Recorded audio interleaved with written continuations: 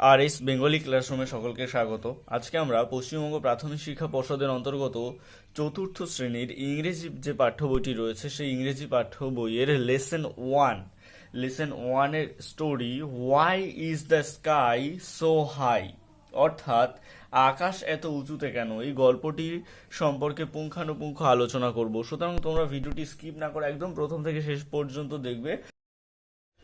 বেশি কথা না বাড়িয়ে মূল ভিডিওটি শুরু করা যাক। দেখো এখানে লেখা আছে ওয়ান ইয়োর মার্ক, অর্থাৎ তোমার দৃষ্টিতে। এখানে বলেছে match column A with column B, অর্থাৎ এ কলামের সঙ্গে আমাদের বি কলাম মিলাতে হবে। দেখা যাক এখানে কি রয়েছে। দেখো তোমাদের পাঠ্য বইয়ের লেসন ওয়ানের শুরুতেই একটা বক্স দিয়ে দেওয়া রয়েছে, এ কলাম এবং বি কলাম। এপাশে কিছু ছবি রয়েছে এবং এপাশে কিছু কথা লেখা আছে। আমাদের এপাশে থেকে এপাশে মিলাতে হবে, ছবি অনুযায়ী মিলাতে হবে সঠিক কথাটি। এবার দেখো এখানে কি আছে, এখানে একটা সূর্য আছে। এই সূর্যের সাথে এপাশের কোনটা মিলছে? এখানে দেখো লেখা আছে গিভস আস লাইট অ্যান্ড হেট, অর্থাৎ আমাদের কি আলো এবং তাপ দেয়। কে? সূর্য আমাদের আলো এবং তাপ বা উষ্ণতা দেয়। তাহলে সূর্যের সাথে এপাশে এটা মিলছে গিভস আস লাইট অ্যান্ড হেট, তাহলে সূর্যের সাথে মিলছে গিভস আস লাইট অ্যান্ড হেট, অর্থাৎ সূর্য আমাদের আলো এবং উষ্ণতা বা তাপ দেয়। এখানে দেখো মেঘের ছবি, মেঘের সাথে কি মিলবে এপাশে? ব্রিংস রেইন, অর্থাৎ বৃষ্টি আনে। মেঘ কি? বৃষ্টি আনে।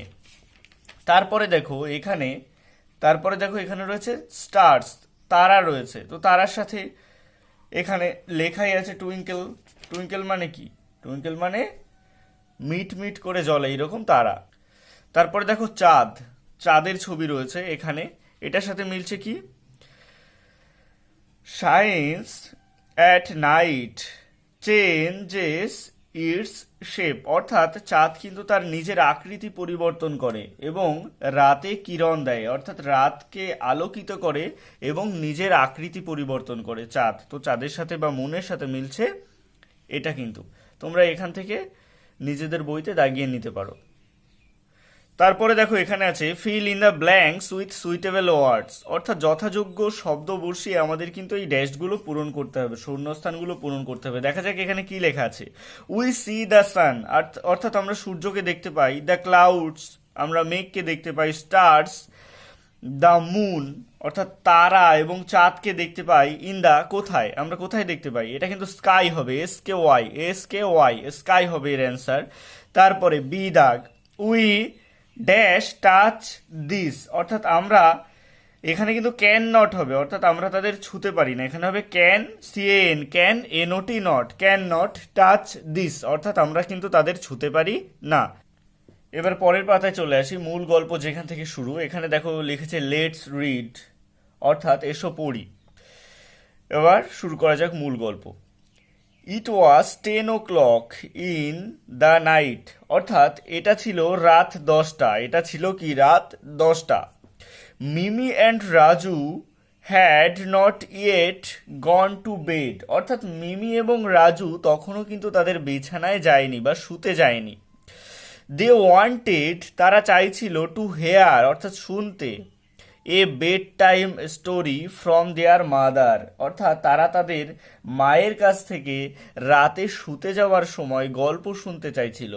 So Mimi and Raju's mother, সুতরাং মিমি এবং রাজুর মা, lay down with them on the bed, অর্থাৎ মিমি এবং রাজুর মা তাদের সাথে বিছানায় শুলেন। অল রাইট দেন, ঠিক আছে তাহলে। মাদার সেইড, মা বলল। I will tell you a story, আমি তোমাদের একটি গল্প শোনাবো। আই হেয়ার্ড, আমি শুনেছিলাম। দিস, আমি এটি শুনেছিলাম। ফ্রম মাই মাদার, আমার মায়ের কাছ থেকে। অর্থাৎ অর্থাৎ মিমি এবং রাজুর মা তার মায়ের কাছ থেকে শুনেছিল এই গল্পটি। হোয়েন ওয়াজ ইয়োর এজ, অর্থাৎ আমি যখন তোমাদের বয়সী ছিলাম তখন আমি আমার মায়ের কাছ থেকে এই গল্পটি শুনেছিলাম। What is the story all about, মানে কি গল্পটা কি নিয়ে বা গল্পটি কি সম্পর্কে? মিমি অ্যান্ড রাজু আস্কড, মানে মিমি এবং রাজু বলল। অল এক্সাইটেড, মানে তারা দুজনেই উত্তেজিত। ইটস অ্যাবাউট দ্য স্কাই, মানে এটি আকাশ সম্পর্কে। গল্পটি কি আকাশ সম্পর্কে। মাদার সেইড, মা বলল, স্মাইলিং মানে কি হেসে বলল। Do you want to hear it, অর্থাৎ তোমরা কি এটি শুনতে চাও? ও ইয়েস, হ্যাঁ অবশ্যই। দে সেইড, তারা বলল। মাদার বিগেন টু টেল, মানে কি মা গল্প আরম্ভ করলেন। এবার দেখো গল্পটা বলছে লং এগো মানে অনেক কাল আগে, everybody could touch the sky মানে কি প্রত্যেকে আকাশকে ছুতে পারতো, প্রত্যেকে বা সবাই আকাশকে ছুতে পারতো। The sky stretched like an umbrella over the earth, মানে কি আকাশ পৃথিবীর ওপর ছাতার মতো বিস্তৃত ছিল, অর্থাৎ আকাশটা পৃথিবীর ওপর একটা ছাতার মতো বিস্তৃত ছিল। He played with little children, মানে সে ছোট্ট শিশুদের সাথে খেলা করত। সে মানে কি আকাশ বা স্কাই ছোট্ট শিশুদের সাথে খেলা করত। দে থ্রু বলস অ্যাট হিম, অর্থাৎ শিশুরা তার দিকে বল ছুড়ে দিত। He throw the balls back, অর্থাৎ আকাশ আবার সে বলটাকে নিচে ছুঁড়ে মারত। The sky and the children, অর্থাৎ আকাশ এবং শিশুরা লাফড টুগেদার মানে একসাথে হাসতো। ইন হ্যাপিনেস মানে কি খুশিতে, অর্থাৎ the sky and the children laughed together in happiness, অর্থাৎ শিশুরা এবং আকাশ একসাথে মনের আনন্দে হাসতো বা সুখে হাসতো। The sky was very closed to the earth, মানে কি আকাশ পৃথিবীর খুব কাছে থাকতো, আকাশ পৃথিবীর খুব কাছে। এখানে দেখো দুটো শব্দ দেওয়া আছে, স্ট্রেসড বা স্প্রেড, এটার মানে হচ্ছে প্রসারিত, আর হ্যাপিনেস বা জয় এটার অর্থ হচ্ছে আনন্দ। এখানে দেখো অ্যাক্টিভিটি 1, অর্থাৎ আমরা প্রথম যে প্যারাটি পড়লাম সেই প্যারা থেকে আমরা কি কি প্রশ্ন এবং কি কি প্রশ্নের উত্তর পাচ্ছি, আমরা যেটুকু পড়লাম সেখান থেকে দেখে নেওয়া যাক যে আমরা এখান থেকে কোন কোন প্রশ্নের উত্তর পাচ্ছি। এখানে অ্যাক্টিভিটি 1 এর এ দাগে বলেছে এটা আমাদের ট্রু এবং ফলস খুঁজে বার করতে হবে। দেখা যাক যে কি আছে। Mimi and Raju were not excited about hearing the story, অর্থাৎ মিমি এবং রাজু গল্প শুনতে উৎসাহিত হলো না। এটা কিন্তু ভুল, ফলস হবে, কারণ আমরা জানি যে মিমি এবং রাজু অত্যন্ত উৎসাহিত হয়েছিল, তাহলে এটা হবে ফলস, এফ। তারপর বি দাগ বলছে once upon a time children played with the sky, অর্থাৎ একদা শিশুরা আকাশের সাথে খেলতো, এটা কিন্তু ঠিক, তাহলে এটা ট্রু হবে, T. The sky and the children were very happy then, অর্থাৎ আকাশ এবং শিশুরা তখন খুব সুখী ছিল বা খুশি ছিল, এটাও কিন্তু ঠিক হবে, ট্রু। তারপরে ডি দাগ অ্যাট দ্যাট টাইম, এবং সেই সময় the sky was far away from the earth, অর্থাৎ সেই সময় আকাশ পৃথিবী থেকে অনেক দূরে ছিল, এটা কিন্তু ফলস, এটা ভুল, অর্থাৎ আমরা জানি যে সেই সময় আকাশ পৃথিবীর অনেক কাছাকাছি ছিল। এবার দেখো অ্যাক্টিভিটি 2-তে কি বলা হচ্ছে। অ্যাক্টিভিটি 2-তে বলা হচ্ছে what would you do if you could touch the sky, অর্থাৎ তুমি যদি আকাশকে ছুঁতে পারতে তাহলে কি করতে। ডিসকাস উইথ ইউর পার্টনার, অর্থাৎ এটি তোমার সঙ্গীর সাথে আলোচনা করো, এটি তোমার সঙ্গীর সাথে আলোচনা করতে পারো। আমি একটি ছোট্ট করে একটি অ্যান্সার লিখে রেখেছি, তোমরা এখান থেকে দেখে নিতে পারো। অ্যাক্টিভিটি 2-র অ্যান্সার এটা তোমরা নিজেদের মতন করেও লিখতে পারো বা এখান থেকেও লিখতে পারো। If I could touch the sky, অর্থাৎ যদি আমি আকাশকে ছুঁতে পারতাম। I shall surely touch the cloud, অর্থাৎ আমি অবশ্যই মেঘকে ছুতাম। I shall be like a bird, আমি একটি পাখির মতো। And fly over the cloud, আমি একটি পাখির মতো কি করতাম, মেঘের ওপরে উঠতাম। তারপরে আমরা গল্পের পরবর্তী অংশে চলে আসি। দেখো লেটস কন্টিনিউ, আমরা গল্পের পরবর্তী অংশে এবার চলে আসি। ইন দোজ ডেজ মানে তখনকার সময়, there lived an old woman, সেখানে বাস করতো একটি বৃদ্ধ মহিলা। She was the oldest woman, মানে তিনি ছিলেন সব থেকে বয়স্ক ওম্যান ইন দ্য ভিলেজ, অর্থাৎ তিনি ছিলেন ওই গ্রামের সব থেকে বয়স্ক মহিলা। She lived in a little mud hut, মানে কি তিনি বাস করতেন একটি মাটির কুঁড়ে ঘরে, বা তিনি একটি মাটির কুঁড়ে ঘরে থাকতেন। মাড হাট অর্থাৎ মাটির কুঁড়ে ঘর, হাট মানে কুঁড়ে ঘর, মাড মানে হচ্ছে মাটির। হার হার্ট ওয়াজ, মানে তার কুড়ে ঘরটি ছিল বিসাইড এ প্যাডি ফিল্ড, অর্থাৎ ধান ক্ষেতের পাশে। প্যাডি ফিল্ড হচ্ছে ধান ক্ষেত। দেয়ার ওয়ার কোকোনাট ট্রিজ, মানে সেখানে ছিল নারকেল গাছ। অ্যাট এ ডিস্টেন্স, মানে কি একটু দূরেই ছিল একটি নারকেল গাছ। She had very little work to do, মানে কি তাকে অনেক কম কাজ করতে হতো, মানে তার কোনো কাজ ছিল না তেমন। She had know where to go, অর্থাৎ তার কোথাও যাবার ছিল না। সো অল ডে লং, অর্থাৎ সারা দিন ধরে শি ক্লিনড হার হার্ট, মানে কি অর্থাৎ সারা দিন ধরে তার বাড়ি তিনি পরিষ্কার করতেন। ওয়ান হট সামার ডে, এক গরম গ্রীষ্মের দিনে। দেয়ার ওয়াজ ডাস্ট এভরিওয়ার, অর্থাৎ সেখানে চারিদিকেই ধুলো ছিল। পিপল ওয়ার কাফিং অ্যান্ড স্নিজিং, অর্থাৎ মানুষজন কাশছিল এবং হাঁচছিল। দেখো কাফিং মানে কিন্তু কাশা, আর স্নিজিং মানে হচ্ছে হাঁচা, হাঁচি দেওয়া। উইথ দ্য ডাস্ট, অর্থাৎ ধুলোর জন্য মানুষজন কাশছিল এবং হাঁচছিল। Even the sky coughed and sneezed, এমনকি আকাশও কাশছিল এবং হাঁচছিল। The old woman's heart was also covered with dust, অর্থাৎ সেই বৃদ্ধ মহিলাটির কুঁড়ে ঘরও ধুলোয় ভরে গিয়েছিল চারিদিকে, বা ধুলোয় ঢেকে গিয়েছিল। কভার্ড উইথ দ্য ডাস্ট, অর্থাৎ ধুলোয় ঢেকে গিয়েছিল। She she swept and swept the little heart, অর্থাৎ তিনি বারংবার তার সেই ছোট্ট বাড়িটি ঝাড় দিতে লাগলেন। She swept the inside of her heart, অর্থাৎ তিনি তার বাড়ির মধ্যেও ঝাড় দিলেন। She swept the outside of her heart, অর্থাৎ তিনি তার বাড়ির বাইরের দিকেও ঝাড় দিলেন। Dust rose all around her in brown clouds, অর্থাৎ চারিদিকের ধুলো উড়ে আকাশে খয়েরি মেঘে ঢেকে গেল, অর্থাৎ ধুলোর যে রংটা সেটা সমস্ত আকাশে ভরে গিয়ে মনে হলো যেন খয়েরি রঙের মেঘ, এত ধুলো উঠছিল। The sky could not breathe easily, অর্থাৎ আকাশ সহজভাবে নিঃশ্বাস নিতে পারছিল না। The dust got into his nose, অর্থাৎ ধুলো তার নাকে ঢুকে যাচ্ছিল। অ্যান্ড মেড হিম স্নিজড, অর্থাৎ তাকে সে হাঁচছিল বা তাকে হাঁচি দিতে বাধ্য করছিল। The dust got into his nose, অর্থাৎ ধুলো তার নাকে ঢুকে যাচ্ছিল। অ্যান্ড মেড হিম স্নিজ, মানে সে হাঁচছিল, অর্থাৎ আকাশ, এখানে কিন্তু আকাশের কথা বলা হয়েছে।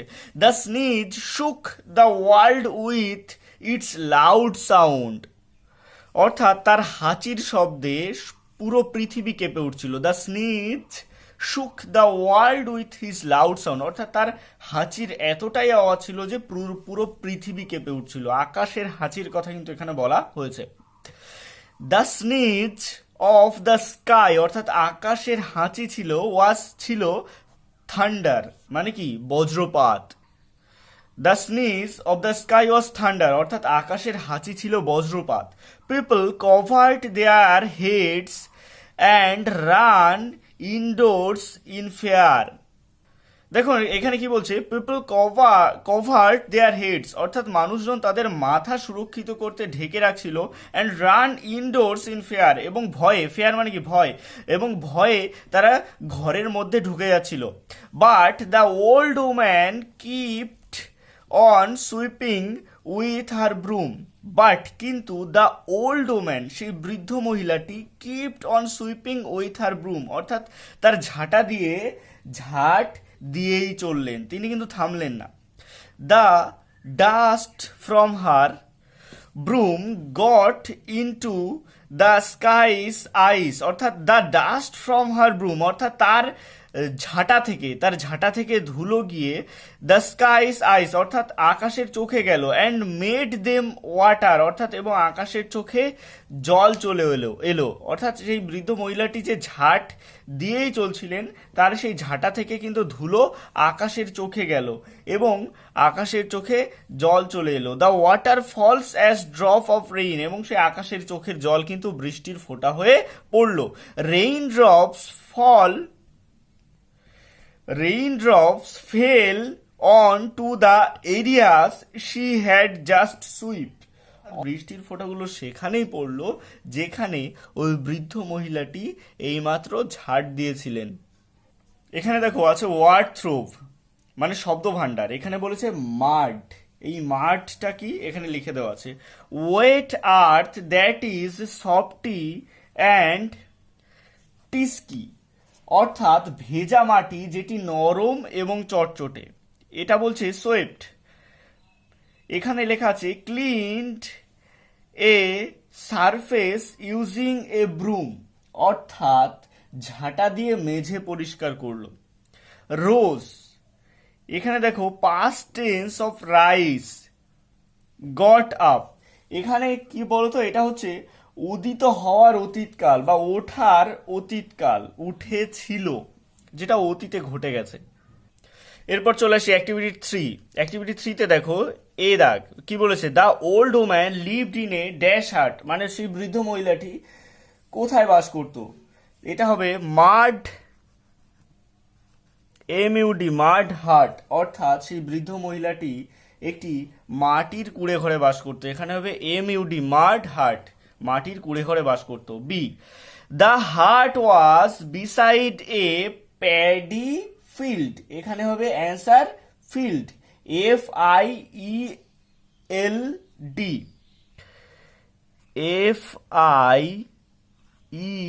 FIELD, ফিল্ড, প্যাডি ফিল্ড, অর্থাৎ the hut was beside the paddy field, অর্থাৎ কুঁড়ে ঘরটি ছিল ধান ক্ষেতের পাশে। তারপর on hot summer day there was dash everywhere, এখানে কিন্তু হবে ডাস্ট, DUST, ডাস্ট, মানে কি একটি এ হট সামার ডে, একটি গরম গ্রীষ্মের দিনে, দেয়ার ওয়াজ সেখানে ছিল ডাস্ট এভরিওয়ার, মানে কি ধুলো, চারিদিকে ধুলো ছিল, DUST, সি দাগের অ্যান্সার হবে। তারপর ডি দাগ, দ্য ওল্ড ওম্যান সোয়েপ্ট হার হাট, মানে কি বৃদ্ধ মহিলাটি ঝাড় দিচ্ছিল তার কুঁড়ে ঘর, উইথ এ কি হবে এখানে, এখানে হবে ব্রুম, ব্রুম মানে কি ঝাঁটা, BROOM, ব্রুম, এটার অ্যান্সার হবে ব্রুম, মানে কি ঝাঁটা, তিনি সেই ঝাঁটা দিয়ে তার কুঁড়ে ঘরটি ঝাড় দিচ্ছিলেন। এবার অ্যাক্টিভিটি 4। অ্যাক্টিভিটি 4টা আমাদের দুটো কলাম দেওয়া আছে, এটার সাথে এটা মিলাতে হবে। দেখো এখানে আছে হু বা হোয়াট, এটা হচ্ছে কে বা কি, আর ডিড দ্য ফলোয়িং, মানে কি করেছিল, এখানে কি করেছিল সেটা দেওয়া আছে, সেই তথ্য দেওয়া আছে, এটা কোন ব্যক্তি বা কি করেছি, কি কে বা কি করেছিল সেটা কিন্তু আমাদের এখানে লিখতে হবে। দেখো এখানে একটা দেওয়া আছে, দ্য ওল্ড ওম্যান, বৃদ্ধ মহিলাটি, ক্লিনড হার হার্ট, মানে কি কুঁড়ে ঘর পরিষ্কার করছিল, কুঁড়ে ঘর পরিষ্কার করছিল। দেখো এখানে লেখা আছে কাপড অ্যান্ড স্নিজড, কাপড অ্যান্ড স্নিজড, মানে কি কাশ ছিল এবং হাত ছিল, এটা কে বলতো, এটা হবে পিপল, এটা হবে PEOPLE, পিপল, পিপল মানে কি মানুষজন, কাশ ছিল এবং হাত ছিল। তারপরে দেখো rose all around in brown clouds, মানে কি চারিদিকে খয়েরি মেঘে ছেয়ে গিয়েছিল, কিসের ফলে, এটার অ্যান্সার হবে DUST, ডাস্ট, এই ডাস্টের ফলে কিন্তু, ডাস্ট বা ধুলোর কারণে কিন্তু চারিদিকে